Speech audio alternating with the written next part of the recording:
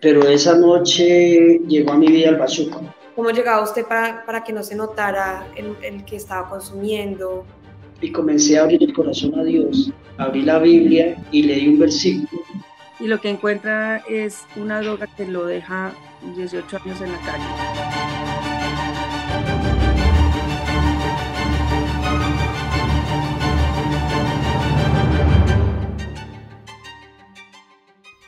Yo marcharé delante de ti e iré allanando las pendientes.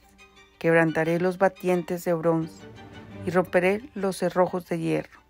Te daré los tesoros ocultos y las riquezas escondidas, para que sepas que yo soy el Señor, el Dios de Israel, el que te llama por tu nombre. Isaías 45, 2, 3. Buenos días, hoy estamos en Levantando el Velo con Tatiana Bustamante y yo soy María Paula Gallegos y hoy tenemos a un invitado muy especial.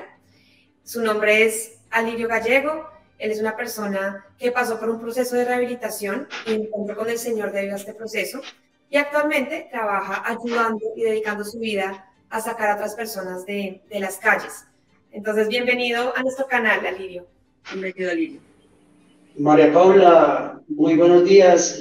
Un saludo muy especial a todos los televidentes y oyentes de este canal. Muchas gracias, Alirio. Pues si podemos empezar con que nos cuente un poco su testimonio, cómo fue todo este proceso que usted tuvo que vivir. Yo nací en un hogar de un estrato socioeconómico entre medio y bajo. Soy el mayor de 4 hermanos. En la actualidad tengo 53 años. Soy de la ciudad de Pereira. Allí crecí y me formé y empecé pues a vivir una vida como todos los niños normales. A la edad ya de 16 años conocí el alcoholismo y la prostitución. Estaba haciendo 10º de bachillerato.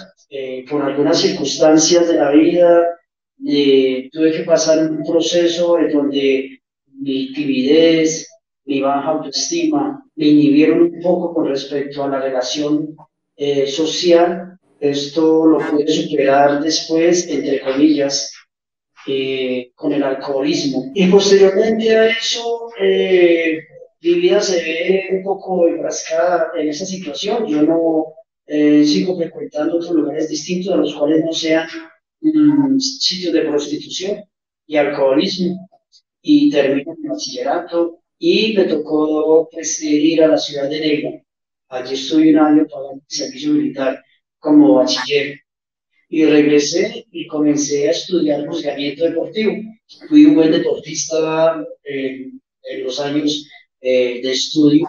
Hay un momento de mi vida, en este proceso, en esta etapa, en la que ya conozco otro tipo de comportamientos adictivos, que es la cocaína, la marihuana, el cigarrillo, que aunque es muy sociable, pues la verdad es una droga que destruye totalmente al ser humano. Alirio, perdón, yo voy a hacer una pausa, quiero hacerle una pregunta. O sea, usted nos dice, bueno, yo vengo de un hogar y cuando entro yo a la parte de estudiar el bachillerato empieza un consumo de alcohol, de prostitución, pero digamos que usted no lo veía en ese momento ni su familia algo que fuera problema.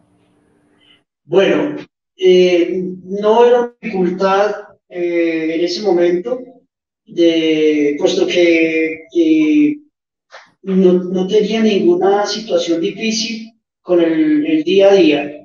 Estaba cumpliendo con mis responsabilidades. Y de hecho, sí se notaba, era notorio el proceso de alcoholismo, pero pues es algo como tan sociable, es como tan visto de una manera distinta a los otros consumos y tan permisivo que pues muchas veces los referentes para entrar en esa dinámica pues son la misma familia, ¿no? La misma familia a veces induce a los jóvenes, el papá, un hermano, un tío, a que se tome una cerveza, un trago de aguardiente, porque así lo hace ver más varonil. Y bueno, en ese orden de ideas, no era como una dificultad para la familia, era algo muy Todo está normal.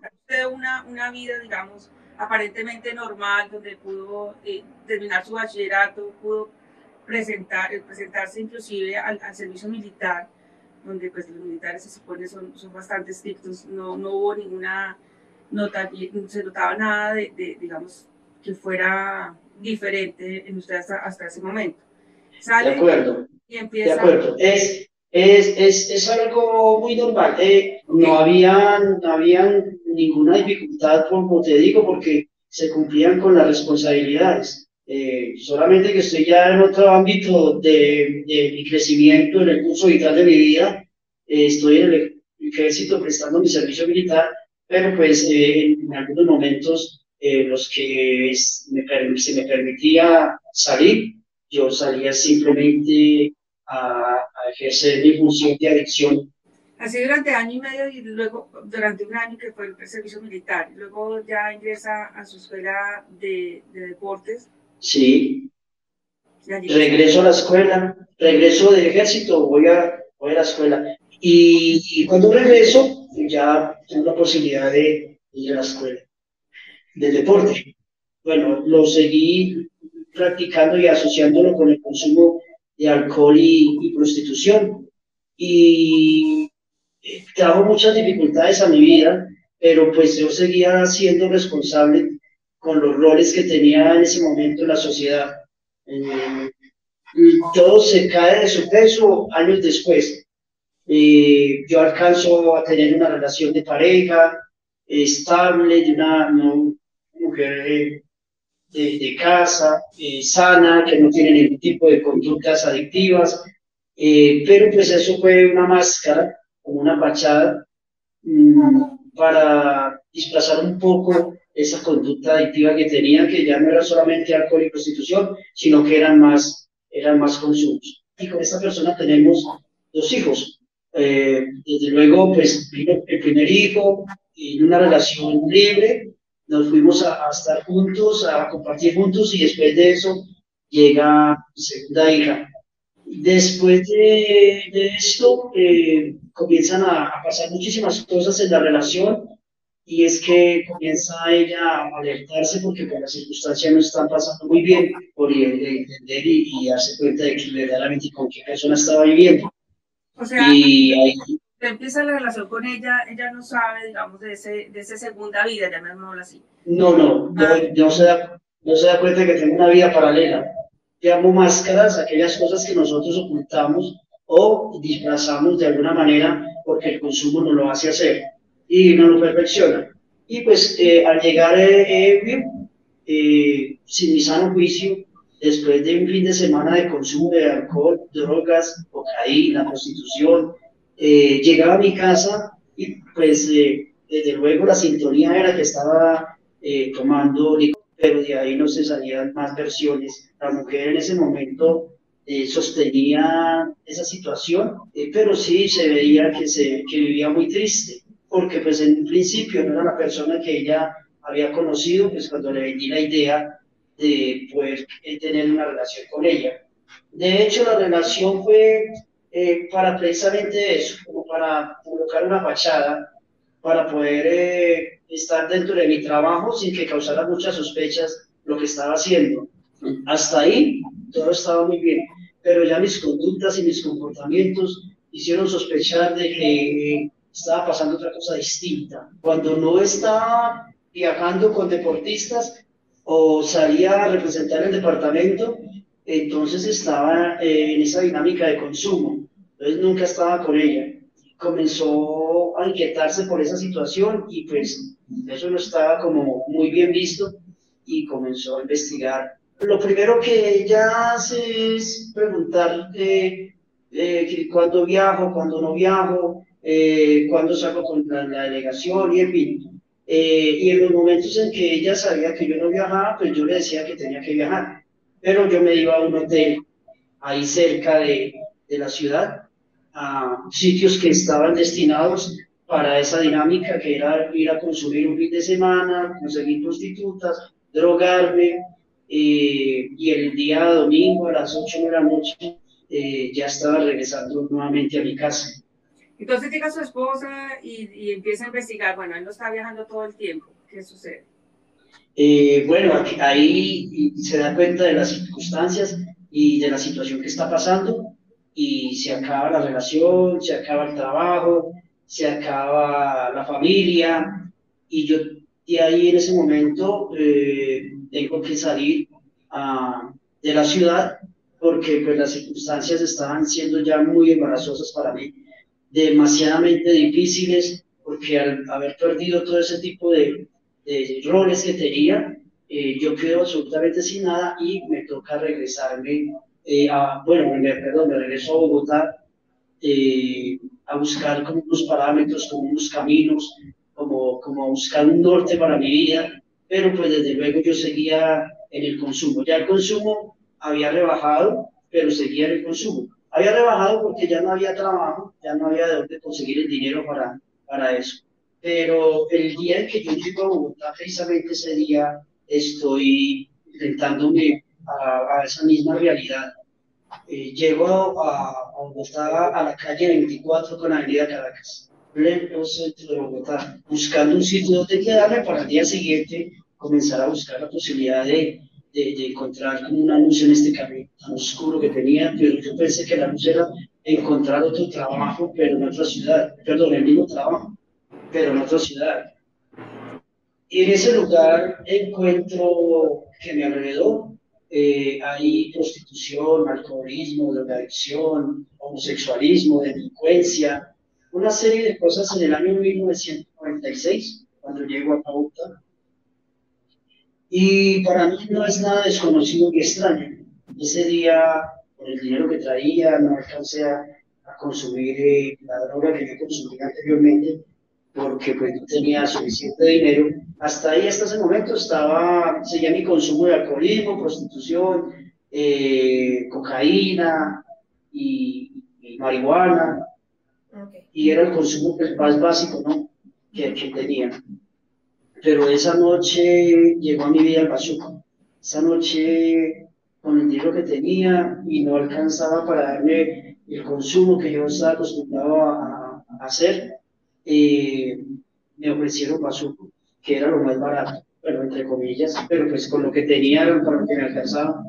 Probé una droga que nunca había probado, pero que había visto de perfil en los entornos en los que yo frecuentaba mi consumo. Yo sabía que esa era tocar una situación muy delicada y complicada. Aunque ya había una situación complicada, pensé siempre que esto era lo peor que un ser humano podía haber hecho en su vida.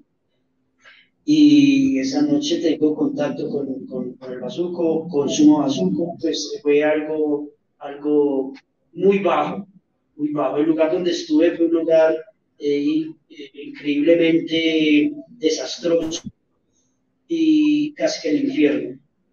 Y comencé esa carrera desenfrenada, quedé impregnado de esa droga y en ese momento, en ese mismo instante, dejé todas las otras drogas y la prostitución. Dejé el alcohol, dejé la prostitución, dejé la cocaína, y me quedé con el cigarrillo porque lo necesitaba para consumir más, pero el resto, y dejé a mi familia, dejé la sociedad, dejé mi trabajo, dejé los roles que tenía en las esferas sociales para dedicarme a consumir basura. En la situación en la que yo quiero salir y buscar una luz al final del túnel, lo que encuentro es hundirme más. Y ahí quedó 18 años impregnado de consumo de basura. Solo basura. Usted llega con la ilusión de que va a darle un cambio a su vida, que va a conseguir un trabajo a Bogotá, y lo que encuentra es una droga que lo deja 18 años en la calle. Pero cuando usted la fue a comprar, la decisión, ¿sabía, digamos, que se estaba exponiendo eso, o ese es un punto de ansiedad tan grande que uno no alcanza a pensar qué consecuencias va a tener? No, mira que yo no siquiera estaba pensando en consumir. el pensamiento adictivo golpea a la puerta y me dice, estás en tu ambiente. Y pues, bueno, el ambiente me llama y ahí le di una cavidad a otra droga que se llama bazuco, que es la basura de la cocaína. Por eso se llama bazuco. Porque el bazuco terminó, digamos que supliendo todas las otras. ¿Es más adictivo el bazuco? Es más adictivo, se muestra más predominante y nos hace perder en sí todo nuestro verdadero sano juicio. Si el alcohol y otras sustancias nos hacen perder el sano juicio, este sí que nos hace perder el sano juicio. Es más adictivo, corre más por el torrente sanguíneo y el trastorno de la personalidad es más fuerte por la basura que trae. En el cuerpo se aloja esa adicción tan fuerte, esa ansiedad, ese deseo de seguir consumiendo y la próxima dosis que viene mitiga la ansiedad, pero nunca se sacia. Es como llenar un costal de agua. Usted llega a la calle, bueno, empieza a consumir el bazuco y termina viviendo en la calle. Termino viviendo en la calle, una cosa que jamás me había imaginado y que tampoco había hecho. Los días que me quedaba por fuera de mi casa ni siquiera era fuera de la calle, no era en la calle. Bueno, estaba en la calle, pero no era fuera de la calle, eran hoteles muy finos, muy costosos, con compañías muy finas, muy costosas. Una vez hice un ejercicio de la cantidad de dinero que me pude haber gastado en esa etapa y bueno, yo creo que ya me hubiera pensionado 3 veces. Claro. Pero entonces usted llega con unos pocos recursos a Bogotá, empieza a consumir bazuco y se ve ya en la calle. ¿Y cómo fueron esas primeras noches o cómo fue esas noches que usted dice, bueno, esto pasa, hay algún tipo de dolor, de conciencia, dónde está, de conciencia de lo que está viviendo o simplemente se vuelve una bola insaciable? Hay dos sentimientos encontrados, la tristeza inmensa de lo que se ha hecho, ¿sí? Y el deseo inmenso de querer consumir más. Eso le pasa a uno, el consumo, a un ser humano, en el consumo azul. Y claro, es difícil para uno que nunca ha vivido en la calle, que nunca ha tenido ese tipo de dificultades, verme sin un peso ese mismo día, o bueno, al día siguiente, en una ciudad tan grande, ya sucio, porque ya, y no traía sino una sola ropita, sino la que traía puesta.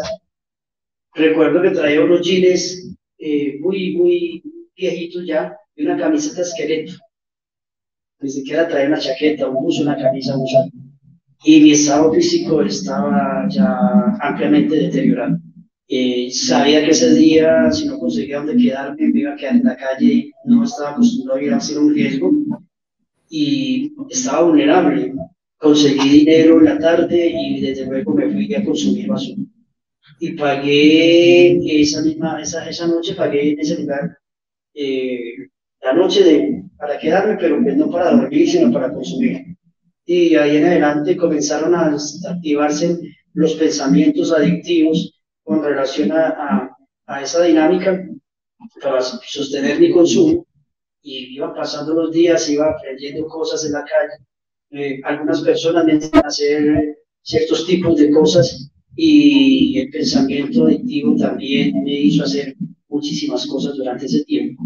Hubo más o menos unos 2 o 3 meses sosteniéndome en un pagadiario o un hotel de paso en donde se podía consumir y ya después de 3 meses me fui a la calle porque me di cuenta que en la calle podía consumir y allí fue cuando comencé a pensar en construir un cambuche y se construyó el cambuche entre la plaza de mercado de Cabo Quemado y la calle 19 sobre la avenida del ferrocarril, al lado de la carrilera. Ahí hice un cambuche como los 4 o 5 meses y ahí viví por espacio de 17 años aproximadamente. Algunas actividades que hace la persona en esa ansiedad para conseguir dinero, para conseguir... Sí, claro.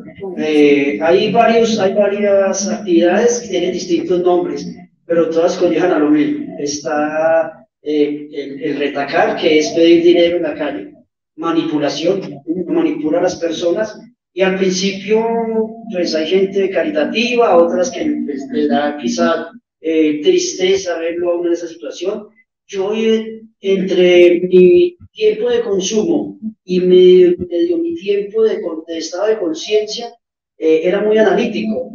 Y había gente que le daba dinero a uno simplemente como para que uno no fuera a robar. Pues digo yo que la gente decía, pues démosle una moneda, preferible que la pida, que se vaya y atraque a alguien y haga daño a una persona. Pero pues se hicieron muchas cosas, ¿no? Hubo, dentro de esa etapa de ese consumo, hubo manipulación, hubo robos ocasionales, la persona daba papaya, pues, papaya puesta, papaya partida, eh, reciclaba. Al principio no sabía reciclar, recuerden que yo, pues, modestia aparte, vengo de un buen hogar, nunca me tocó reciclar, nunca me tocó pedir, lo conseguí trabajando, haciendo el ejercicio del trabajo, y era bueno lo que me ganaba buen dinero. Eh, entonces, pues para mí era muy difícil al otro día ir a robar, pero pues el tiempo fue pasando y hubo momentos en los que había que hacerlo para mitigar esa ansiedad desbordadora, desesperante, en la que esa droga lo colocaba a uno. ¿Y en qué momento llega como esa luz, esa esperanza o esa conciencia de tener que salir de allí? Bueno, ya en las últimas etapas del consumo, después de tantos años de indigencia, de habitabilidad de calle, en donde ya prácticamente estaba drogado a toda hora. Yo me drogaba 3, 4 días seguidos y paraba, pero seguía drogado una semana, 2 semanas. Mi cuerpo tenía muchísimas reservas de consumo, entonces mantenía droga. Y ya estaba en un estado inconsciente, ya estaba, mi habitabilidad de calle ya era con otros aspectos como indigencia, ya no estaba en mi sano juicio totalmente, esta conciencia estaba muy lejos de una realidad. A veces necesitaba ir a mirar en algún lugar cuál era la fecha, el día, el año, el mes en el que nos encontrábamos, y eran pequeños estados de lucidez, muy pequeños. Y ya también tenía más o menos unos 5 años en los que yo no me bañaba y me cambiaba de ropa. Y bueno, llegó una esperanza que llegó a mi vida sin yo quererlo, sin pedirlo, sin necesitarlo. Es más, ni siquiera quería salir de ese lugar porque ya llevaba incomunicado de mi familia y de la sociedad y de todo lo que estaba a mi alrededor muchísimos años. Mi familia creo que ya por esa época me hacían ya muerto, porque pues nunca me volví a comunicar con ninguno de ellos. Y llega una hermanita de las Hijas de la Caridad al lugar donde yo vivo con 90 indigentes más, y de esos hace más o menos unos 18 años, de 18 años a 19 creo yo, y comienza a golpear el carmucho y se presenta delante de mí con un vaso de gaseosa y un pan. Y me ofrece gaseosa y pan, eran más o menos las 8 de la noche, era de noche. Y desde luego yo estaba en consumo, estaba drogado con bazuco, y pues no le recibí. Lo que hice fue sacarla de ese lugar y insultarla y decirle que se fuera, que yo no quería nada de eso, quería la droga. Y entonces la monjita se fue retirando y bueno, me la quité de encima para poderme seguir drogando. Los demás sí salieron a recibir su gaseosa y su pan allá afuera. Al día siguiente volvió y volvió otra vez a llevarme algo a Cambuche. Pasó lo mismo, la traté muy mal, la saqué del lugar y de ahí en adelante comenzó un tiempo pasó un tiempo muy largo en el que siguió conquistándome para que yo recibiera una ayuda. Y bueno, llegó el momento, siempre pasó un tiempito, pero llegó el momento en que, pues, por quitarme esa monja encima, porque ya no me podía drogar tranquilo, yo me drogaba y la veía por todo lado, eh, acepté, acepté su ayuda y bueno, la ayuda era llevarme a un sitio de desintoxicarme. Fue, Alirio, la primera aceptación de, bueno, la gaseosa y el pan, el ir a la casa de ella, ¿qué fue la primera aceptación que usted dijo? No, la gaseosa y el pan, yo nunca le recibí la gaseosa y el pan. Y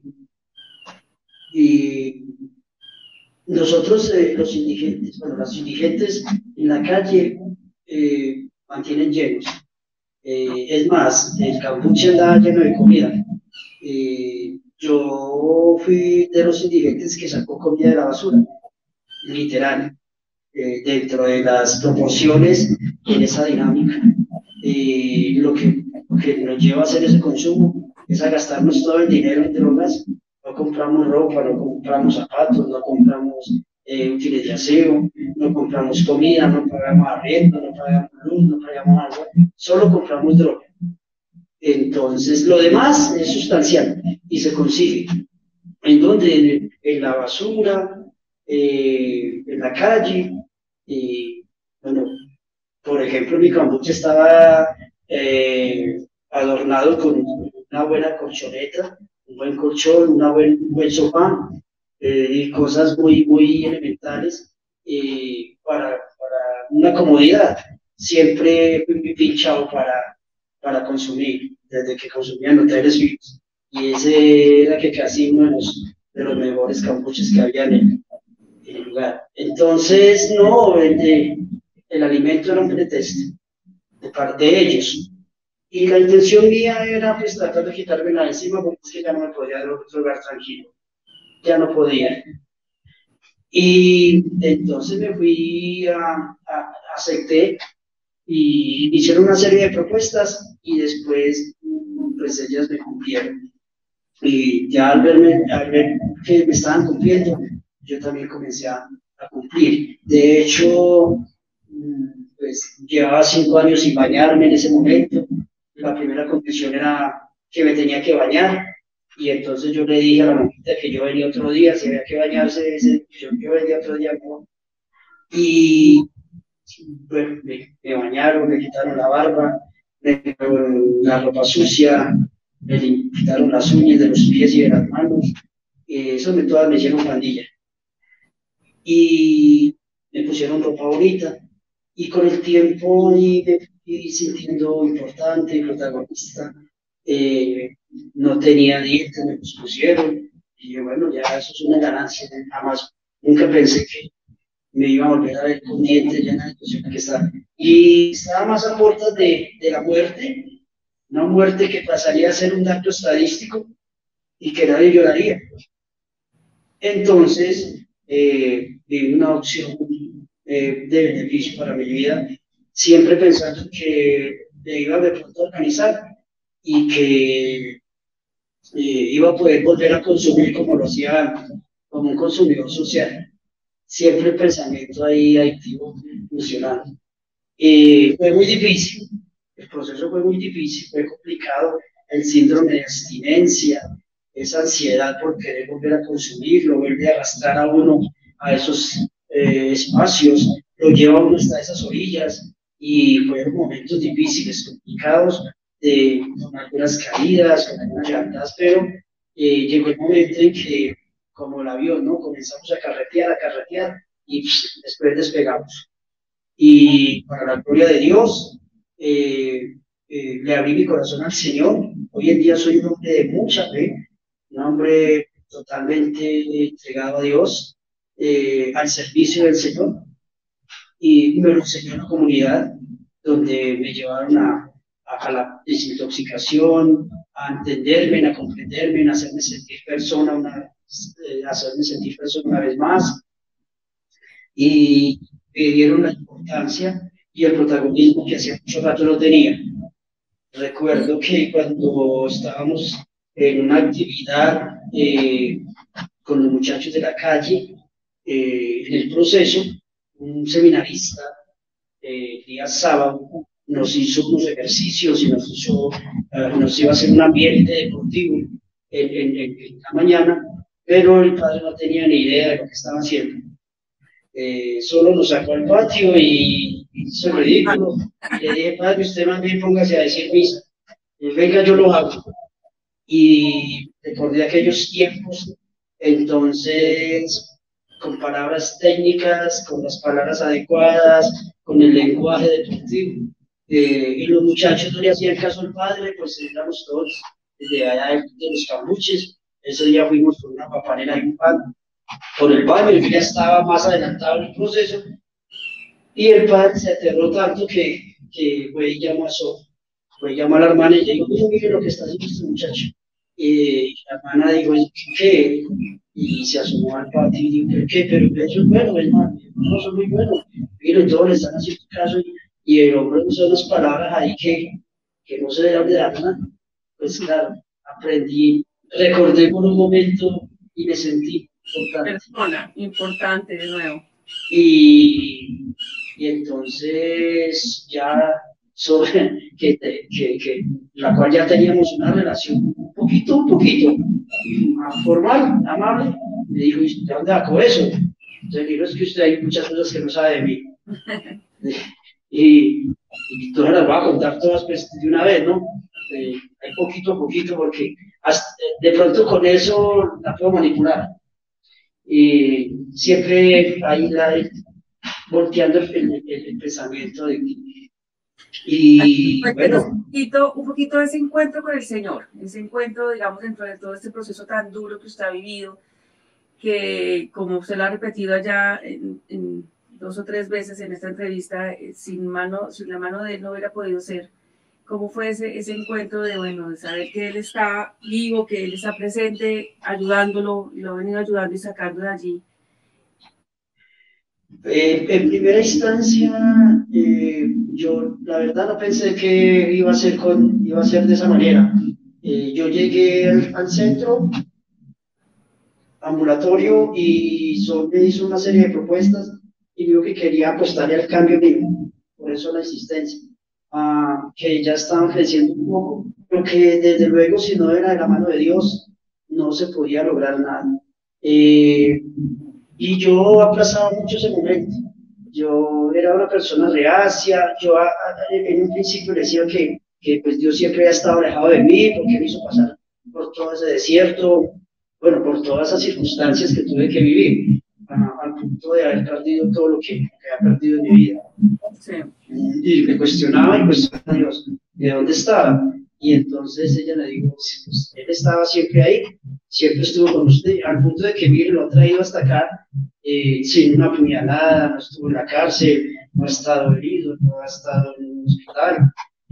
Entonces, ahí ha estado siempre Dios guardando. ¿O no crees que si Dios no estuviera contigo, no hubieras pasado todo eso sin pena ni gloria?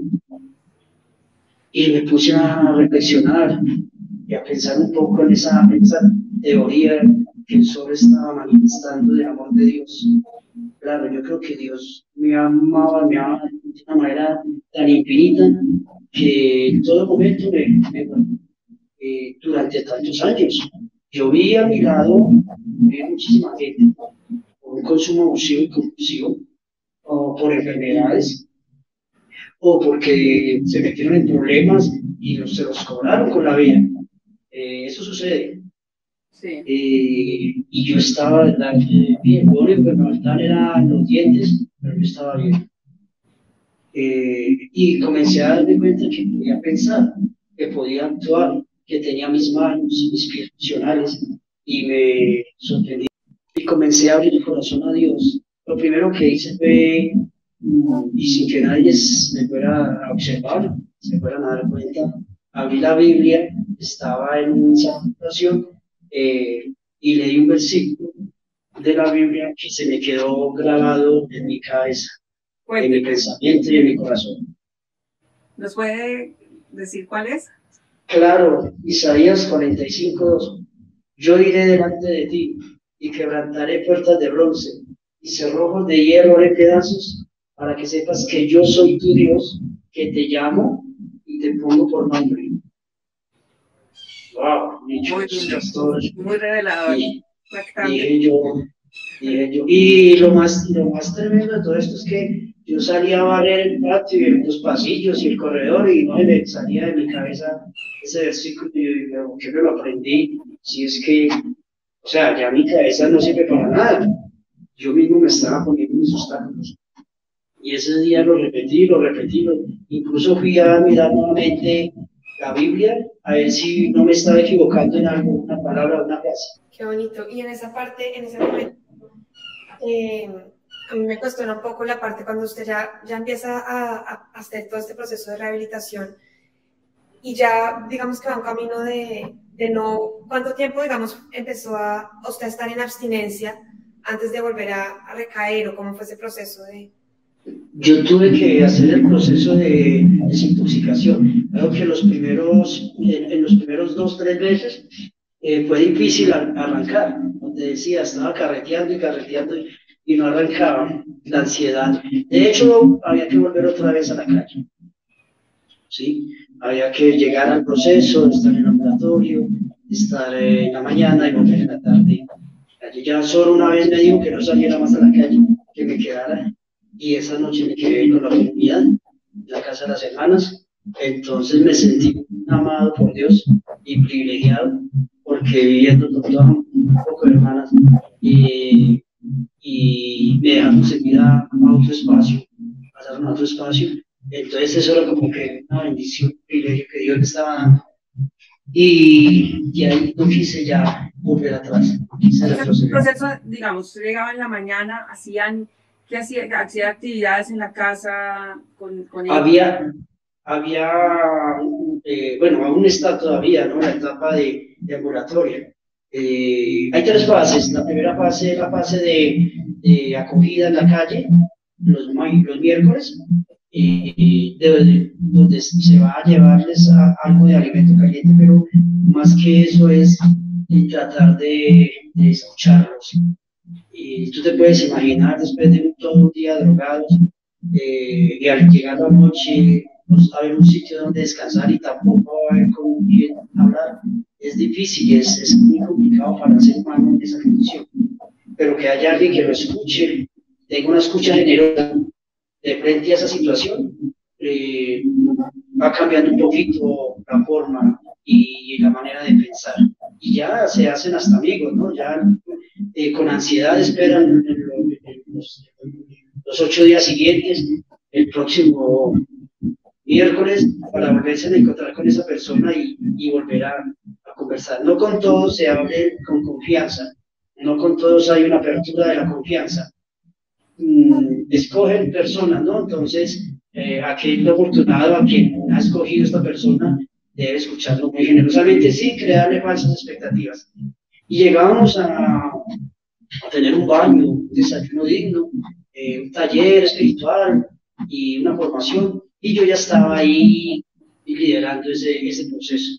Ya estábamos recibiendo a los muchachos de la calle, haciendo que se bañaran, pasando al comedor, andar despachándolos, ya estábamos hasta la tarde en ese lugar y nos conseguían ya un sitio donde quedarnos para comenzar posteriormente nuestro proceso. Después vino la base residencial en Soacha, de la que me siento muy orgulloso de ser fundador, porque no solamente hice mi proceso, sino que paralelamente con eso muchas personas más hicieron su proceso en ese su tiempo, y ahora hay una serie de chicos haciendo su programa después de 15 años. Se ha colocado de una manera muy colorida y sustancial, de una forma, de una apertura a aquellas personas que se dan esa oportunidad de querer salir de esta situación. Nuestro testimonio debe ser para la gloria de Dios, la fortaleza para que estos muchachos sigan adelante y crean que sí hay una posibilidad de salir del consumo. Hoy ya, gracias a Dios, llevamos unos añitos largos en sobriedad y en abstinencia. y bueno, todo para la gloria de Dios. El programa también me ha dado una hija hermosa y hoy en día está arribando a los 17 años, 18, perdón. Y bueno, la etapa de sobreabstinencia que tengo, el tiempo de mi hija, que fue adquirida mientras estábamos en el proceso del programa, paralelamente. Con ese momento ya en el que usted se encuentra en ese momento de abstinencia y sobriedad, ¿nos dice más o menos cuántos años lleva ya así, sin volver a recaer? Ya estamos arribando a los 18. Ya, y algo que usted dijo ahorita que me parece muy importante fue ese momento en el que usted ya dedica su vida a ayudar a otras personas, ¿cierto? ¿Cómo sería esa relación entre la abstinencia, la sobriedad? ¿Cómo hace la parte del servicio esa ayuda importante en el poderse mantener libre de volver a recaer? ¿Cómo usted lo relacionaría? Ok, al sentirme una vez más reconciliado por el Señor, entrego mi corazón a Dios y comienzo a prepararme para estar al servicio del Señor de una manera distinta y diferente a otras personas. Yo sé que fue Dios el que hizo la obra en mí, por lo tanto toda la gloria debe ser para Él. Pero para prestar un excelente servicio, pues necesita una buena preparación, no solamente en la parte humana, sino en la parte espiritual. Y comienzo a hacer eso con la comunidad.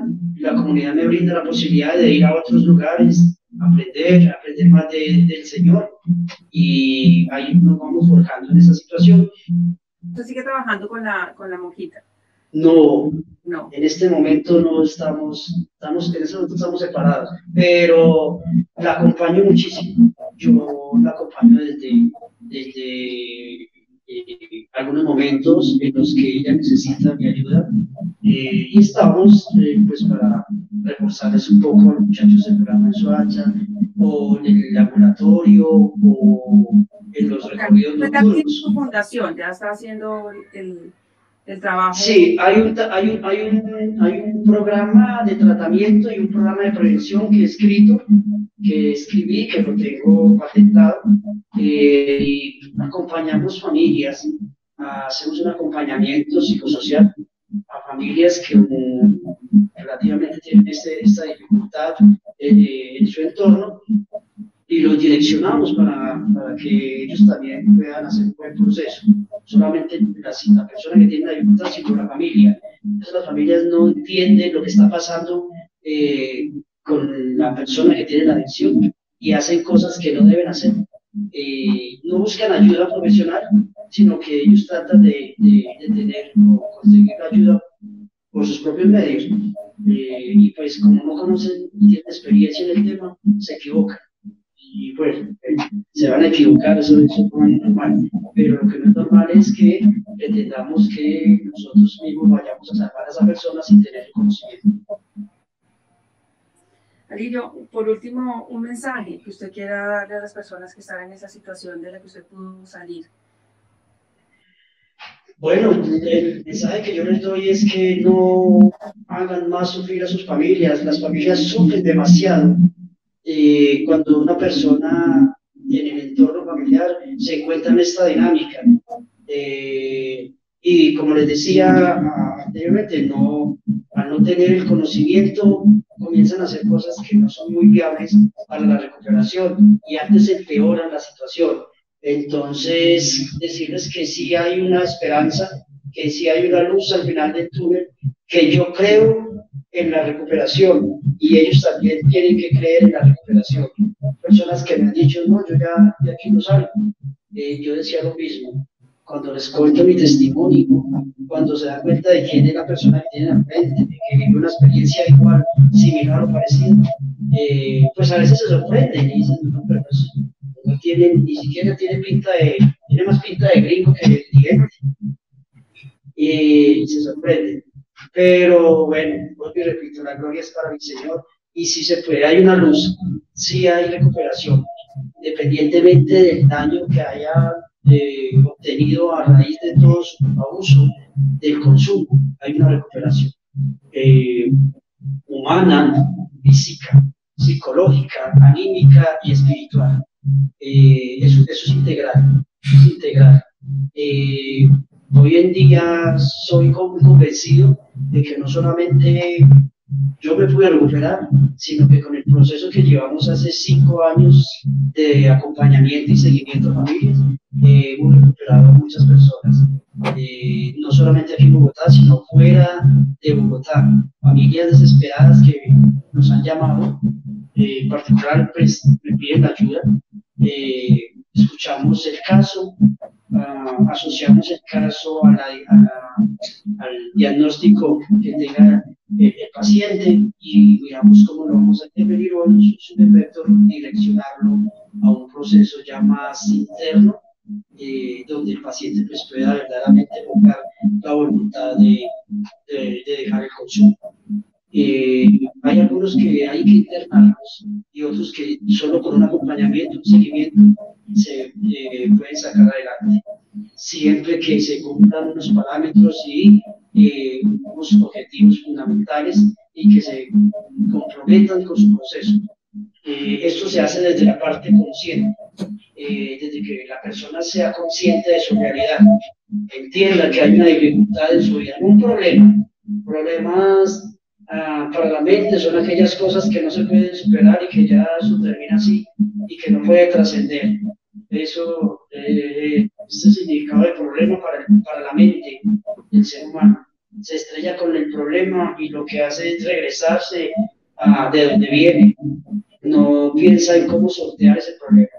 Entonces, cuando le hablamos de dificultad a la mente, ella se queda embolatadita un poco porque no conoce esa palabra dificultad. Y para la persona es más fácil sortear una dificultad que sortear un problema.